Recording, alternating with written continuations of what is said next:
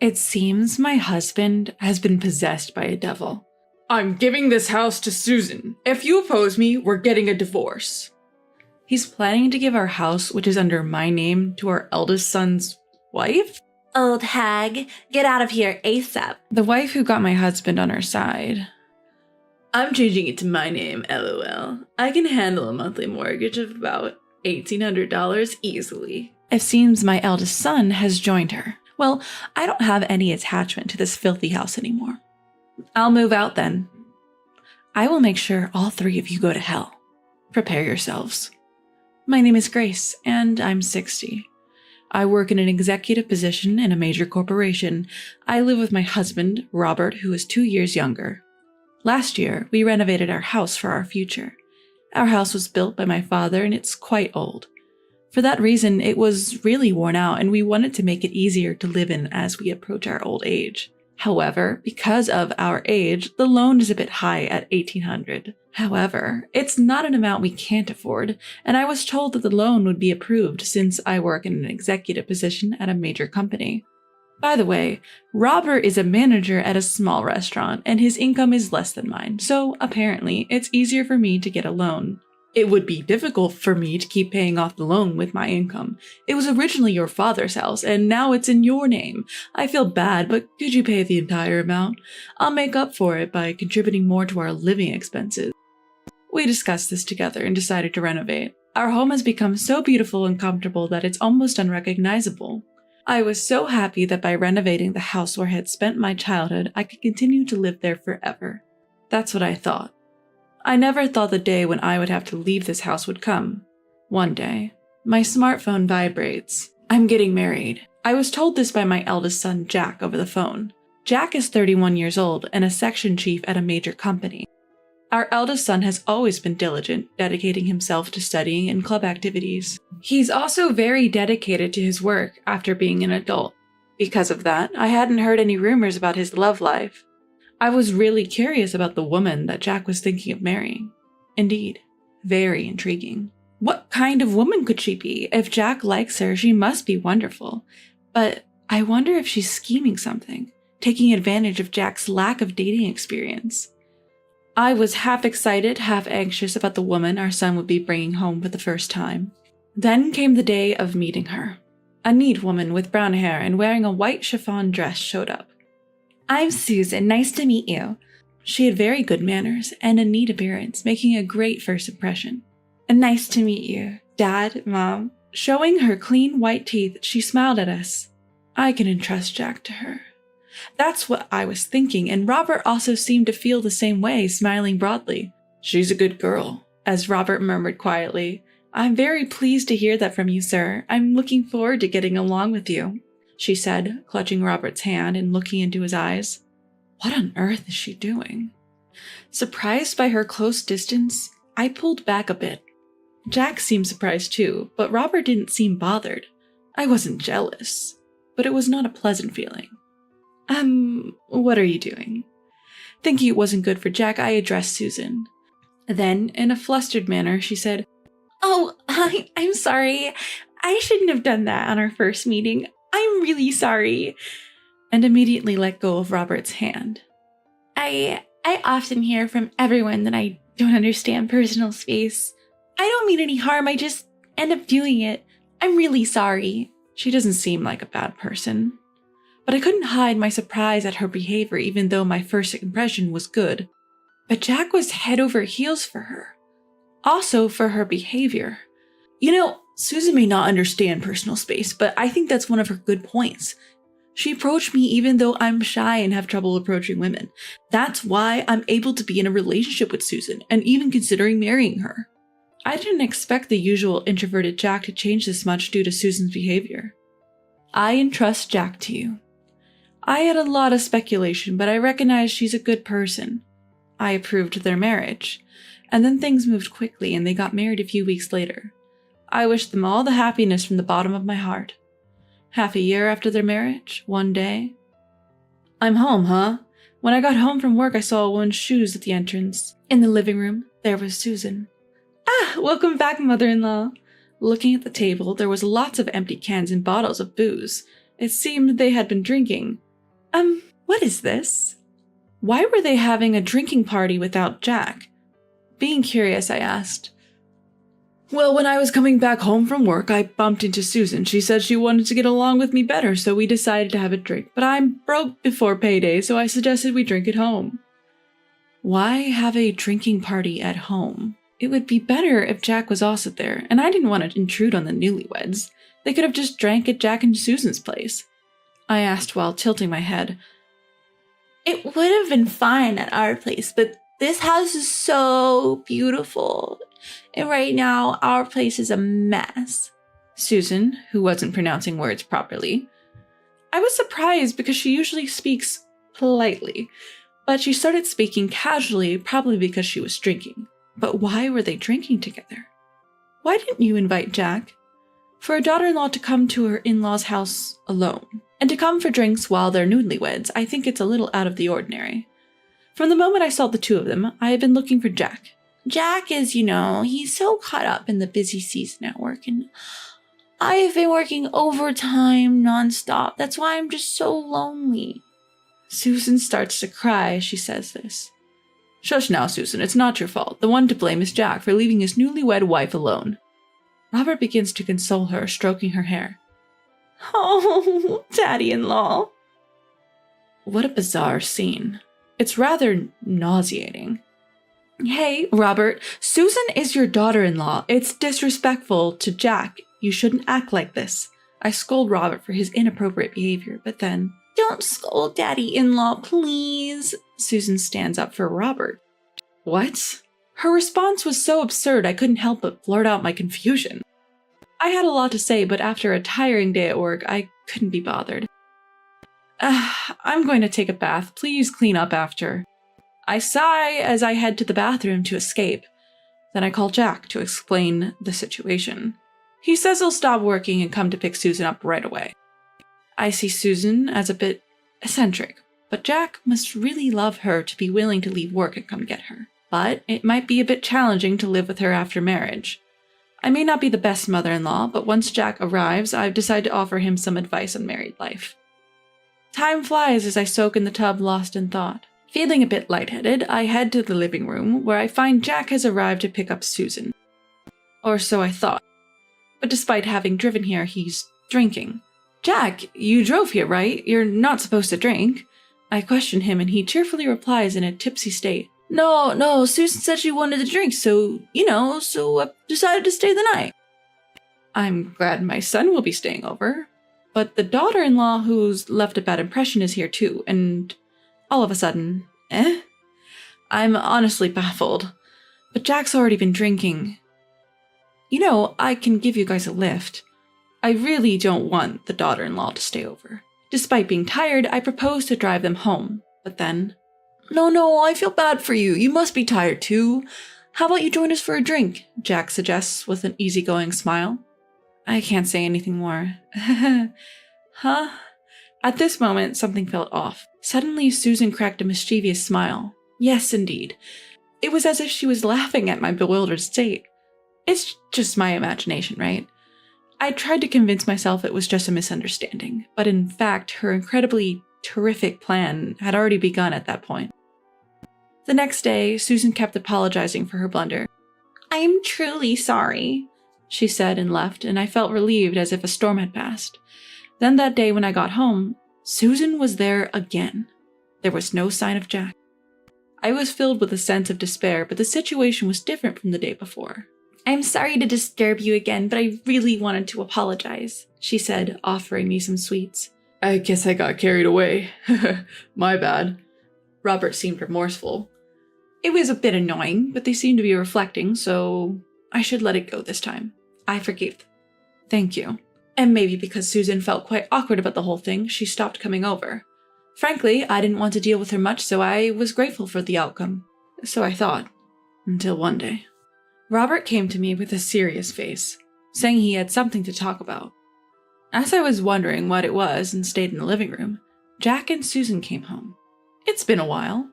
I greeted them, but for some reason, I was ignored. Did they not hear me?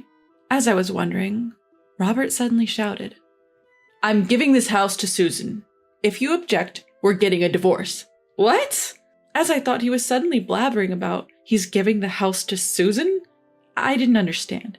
As I was taken aback, Mother-in-law, please leave. Susan said that. What? What does that mean? I was in chaos. Hold on, what do you mean you're giving the house to Susan? When I questioned, Robert answered, You've been bullying Susan all this time, doing such a stupid thing. Bullying? Baseless. That's impossible. But no matter how much I argued, Robert wouldn't listen. Shut up, she said so. That's why she was crying that she couldn't come home until now. Robert kept yelling, and Susan was shedding tears. Why did it come to this? Then Jack snapped, as if to join in. I didn't think my mother would do something like that. This is seriously messed up. The more I denied it, the angrier the two of them got, and Susan was overflowing with tears. That's why I'm divorcing you. Get out now. I'm staying here with the two of them. Why on earth should I have to give my house to Susan? When I ask, he retorts, Because Susan is deeply hurt. Normally we should be demanding compensation, but I think there's a better way. To take away your precious house and give it to Susan. That way, it should inflict appropriate damage on you, right? I didn't bully her. Why do I have to be hurt? Besides, there's no way Susan, who quit her job when she got married, can pay an $1,800 loan. When I say that, he replies, Don't worry, the title will be in Jack's name. With Jack's salary and previous employer, we can immediately change the title. Even so, since the loan is in place, changing the title is basically difficult. If it were that easy to change the loan, anyone could buy a house. I don't think the bank will approve it. When I say that, Robert says, You work for a big corporation, and so does Jack, so it should be okay. Plus, one of my friends works at the bank where you have your loan. I think we can talk to him and everything will be okay. It's unclear where such confidence came from. That's right, an $1,800 loan is no big deal, LOL. Jack, brimming with confidence, led by Robert's words. It has become a real matter that I will have to hand over the house. I've said it over and over, I haven't bullied her, so I absolutely won't give up the house. When I object, they both blow up again. Ugh, this is too much. As I'm getting fed up, Susan, who has been crying the whole time, speaks up. Mother-in-law, for the sake of this child, please. Susan pleads, stroking her belly. No way. Mom, Susan is pregnant. If she remains as mentally unstable, she might have a miscarriage, right? So please, give in. She announces her pregnancy here. Stress is indeed a big enemy during pregnancy, but that doesn't mean I should give up my house because of some unfounded accusations. I remain perplexed. Just leave me alone for a bit. I leave the scene and go to the bedroom. Bullying? Have I unknowingly been horrible to Susan? As I'm lying on the bed riddled with worry. What's this? There's a strand of brown hair on the bed. Both Robert's and my hair are black. There's no way a strand of brown hair could fall. Wait, has there been an affair? On top of the early argument, now this awful truth is revealed. My mind is on the verge of exploding. I don't even know what's going on anymore. I cry myself to sleep, and when I wake up, it's night. As I try to enter the living room, I could hear voices. It seems that Jack and Susan aren't back home yet. I wish I could have a drink too. You can't, you're pregnant, remember? Robert and Susan, full of enthusiasm. I found no chance to intervene. The mysterious accusation of Susan left me in despair. As I remained unable to enter the living room, suddenly I heard the sound of an intimate encounter. Oh, Susan, I love you. Stop it, Robert. Jack and my mother-in-law will find out, you know. Huh? What the hell are Robert and Susan doing? What on earth is happening here? Don't worry, Jack is passed out drunk, and Grace hasn't come out of her room for a while. She's probably sleeping already. LOL, is she sulking? LOL, too funny, LOL. The brown hair probably belonged to Susan. It's disgusting. What were these two doing on the bed I was sleeping in until just a few moments ago? I feel nauseous. I bet they kicked me out and planned to have a good time with Susan, hidden from Jack. My home, a venue for their illicit affair. Fine. I'll let go of this disgusting home. But you will see consequences. The next morning, I acted as if I'd been asleep in my room and nothing happened in front of the three. Actually, I didn't want to sleep in that bed anymore, and I was too shocked to get any sleep. Finally handing over the house. When I said, I've decided to hand over the house, everyone broke into a grin. Great, let's get the transfer of ownership done. I'm sure I can get a loan approved in no time. Jack is quite excited. This kid probably doesn't know anything. It made me sad, but I won't tell the truth to a son who doesn't listen to his mother and is completely controlled by his wife. Not yet. And then days of hustle and bustle followed with divorce procedures and transfer of ownership. It was quite tough, but somehow we managed to change the ownership. From today, it's no longer your house, Robert cheered. Get out of here, old lady, LOL, Susan whispered into my ear. It pissed me off. I'll leave. You don't have to tell me. Letting go of the house I lived in all my life, it was sad, but had become a place of infidelity. No regrets left. From now on, I'll mess with these three and their odd relationship. You all will be sorry for what you did. About a month after I moved out, finally I'm ready. I returned to my former home. When I rang the doorbell, "What does a stranger want here?" Even after such a long time, Robert was furious. "Can I come in? I have something to say," I assertively requested. "Why should I let you in my house?" Robert is reluctant to let me in. "I have something important to say. It's also for Susan's sake." "Something important for Susie?" As soon as I mentioned her name, he let me in without hesitation. Honestly, I didn't want to say her name because it made me feel sick, but I knew Robert was soft for her, so I played that card. "An outsider is here." An outsider? Sure, we're divorced and hence strangers now, but is that the right way to say it? I was irritated by Robert's reaction. "What do you want after all this time?" The three of them are on high alert. "I want you to look at this." What is this?" I laid out the photos. The photos are of Robert and Susan on a date. Actually, since we divorced, I had hired a private investigator to tail them. As a result, I obtained photos of them on a date. Just wait a minute. What? Jack is shocked. Then, "What are these photos supposed to mean? We're a close father-in-law and daughter-in-law. Nothing more, nothing less." Yeah, what do you want taking these nonsensical photos? Two of them insist they're just close. Well then, how about this? I took out my smartphone and played a recording. "I really do love Susan." "Hey, if you speak so loudly, Jack and mother-in-law will wake up." It's a recording of Robert and Susan's voices and their indistinct chatter. What? Actually, the day I discovered the relationship, I had recorded their conversation. "No, this is a misunderstanding." Robert desperately tried to explain. "What misunderstanding? This is clearly not okay." As expected, Jack was furious. She kept her head down. I decided to add fuel to the fire. "Listen, I hate to ask, but who's really the father of that baby in your belly?" Jack's face went pale instantly. "Do you mean it's with Dad?" No way. My father-in-law was pulling it out every time. Oh, she dug her own grave. You just admitted it, didn't you? You just admitted it. The three of them shouted. Robert and Jack ended up wrestling each other. Ouch! She seemed to have had a cramp in her stomach due to the fight, interrupting their scuffle. Then I immediately said, "I've been saying this all along, haven't I? I haven't been bullying Susan. Could it be that you were lying just to drive me away? To make Jack believe?" Jack was taken aback. "You're kidding. What the hell? That's just messed up. With you guys, and I couldn't trust my own mom." Jack, who couldn't trust his mother and listened to the wicked woman, seemed to be blaming himself. "Now that you understand all this, spill everything." Jack shouted angrily at the two of them. They hesitated to confess, but then said, "We have enough evidence here. Are we going to court?" The word court triggered them, and they finally began to talk. Apparently, at first, she seemed to have loved Jack, but when they came to our newly renovated and beautiful home for their marriage proposal, she wanted a house like ours. My parents' house was pretty run down, and I was jealous of a beautiful house like this. The interior was quite nice too, she explained while shedding tears. The woman who wanted a house seemed to have planned to win over Robert on the day of the marriage proposal. So she intentionally ambushed Robert after his work without inviting Jack and drank at home. For several months that Jack did not come home, she nurtured love with Robert and seemed to have planned to push me out.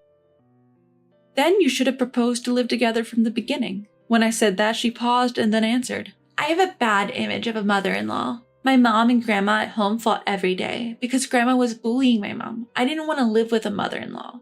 The only way to live comfortably in a beautiful house was to get the mother-in-law to leave. Surely, with such an image, one would not want to live with a mother-in-law, but stealing your father-in-law. However, what did Robert think about this fact? "I knew I was being used, but when she came to greet me, held my hand and smiled, Robert, who fell in love, knew he was being used, but he seemed to have done such a thing to abandon me and keep her by his side. "You guys, you're the worst." When Jack said so, the two of them lowered their heads and shed tears. After that, Jack naturally divorced. When he checked the DNA of the child born just in case, it turned out to be Robert's child. I won't pay child support. Saying so, Jack demanded compensation from the two of them. Of course, me too. I can't believe I'm suing my own father for compensation. I patted Jack's head as he sighed in disbelief. That crazy woman had thrown us all for a loop. But the one who's going to regret messing up her life more than any of us is her from here on out. And my hunch was right on the money. Fast forward 2 years, she remarried Robert and decided to stick it out without divorcing, for the sake of their child. She then put the child she had given birth to in daycare so she could work. Oh look, Uncle, came to pick you up today. Apparently, she's been getting the side eye from other moms at the daycare. The kids seem to be getting along fine, but she's feeling down because she can't make any mom friends. And when she tried to explain her divorce and remarriage to Robert to her own parents, they were furious, and their anger was directed at Robert. She's been estranged from them ever since. All of this is her own doing. And as for that house, Jack is living there alone. I wanted to sell it, but that would be too harsh on Mom. After all, this is the house where she's been living since she was born, right? A house full of memories. I just can't sell it. I told him I didn't care and that the house was creepy after all that, but he was so guilt-ridden that he couldn't sell it. And maybe because I've been saying that house gives me the creeps too much, he had it professionally cleaned and he threw out all of Robert and Susan's belongings. And Jack, who did all that for me, said, "Even though it was because of that woman, I did something terrible to Mom. I know you probably won't forgive me, but please, visit me or come to the house on a whim and let me show you some devotion." And with that, he gifted me with a ticket for a hot springs trip. Jack has definitely shown remorse. I can't forgive him yet, but I think I'll try to work towards rebuilding our parent-child relationship as it once was.